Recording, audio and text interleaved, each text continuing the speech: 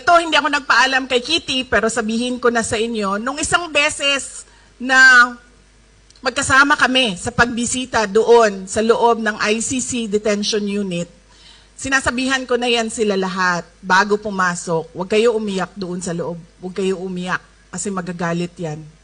Huwag kayo umiyak. Ilang beses yan.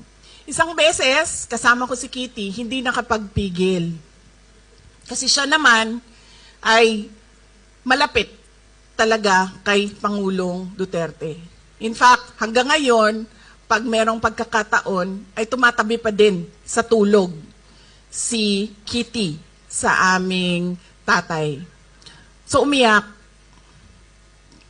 Gumanon na ako sa kanya. Tapos, nakita siya. Siyempre, nakita siya kasi gumaganyan doon eh. Tapos, pinagalitan. Sinabihan siya, your tears won't help. So, sabi ko,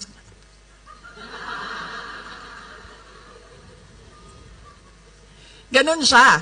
Ganun po talaga siya. Bawal talaga umiyak.